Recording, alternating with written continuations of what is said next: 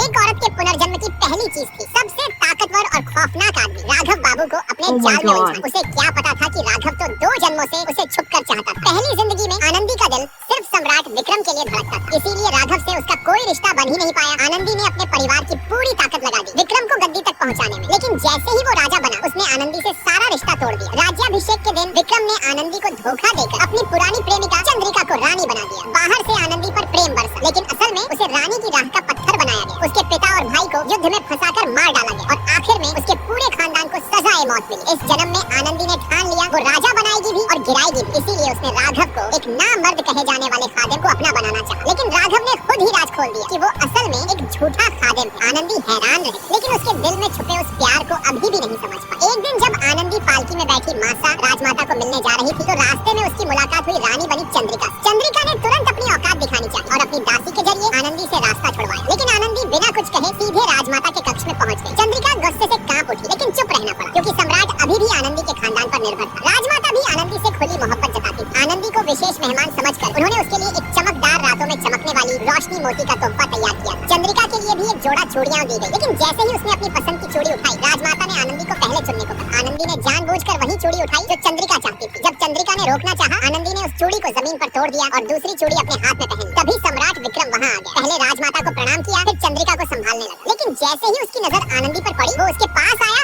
और कहा कि ये चूड़ी उसके लिए सही नहीं, ये बहुत ही सादी है, उसके लिए तो कुछ चमकदार होना चाहिए। आनंदी को तुरंत पिछली जिंदगी याद आ गई। उसने एक बार चमकदार सोना जड़ित चूड़ी ली थी जिसमें झर था जो उसके शरीर को धीरे धीरे खा गया, जबकि चंद्रिका को जो सादी चूड़ी मिली थी वो राज्य की राजकुमारी का निशान थी, एक सीक्रेट टोकन। इस बार आनंदी ने स्पष्ट रूप से मना कर दिया। उसने कहा मुझे ये चूड़ी ही पसंद है। सम्राट गुस्से से लाल हो गया। उसका असली प्लान था कि वो चूड़ी चंद्रिका को दे, लेकिन अब वो आनंदी के पास चली गई। सम्राट ने आनंदी के आसपास अपने लोग छुपा रखे जो चूड़ी चुराने वाले थे, लेकिन आनंदी ने उन्हें पकड़ लिया। उसने एक को पकड़कर उससे कड़ी पूछताछ शुरू कर दी। तभी चंद्रिका अपना रानी होने का हक जताते हुए वहाँ पहुँच गई और आनंदी को रोकने का हुक्म दिया। आनंदी ने मना कर दिया और अपने लोगों से पूछताछ जारी रखने को कहा। तब चंद्रिका ने सम्राट का दिया हुआ राज आदेश पत्र दिखाया, लेकिन उसी वक्त राघव आया, ठंडे चेहरे के साथ बिना कुछ कहे आनंदी के पास गया। उसके चेहरे का खून साफ किया और फिर तलवार से उस राजदार को मार दी। चंद्रिका गुस्से से सम्राट के पास भाग गई, लेकिन सम्राट और चंद्रिका दोनों ने राघव की ताकत को हल्की आंखों से देखा। सम्राट अब शक करने लगा कि आनंदी अब वैसी नहीं रही। अब उसकी आंखों में वो पुराना प्यार और भरोसा नहीं था। उस रात सम्राट ने खुद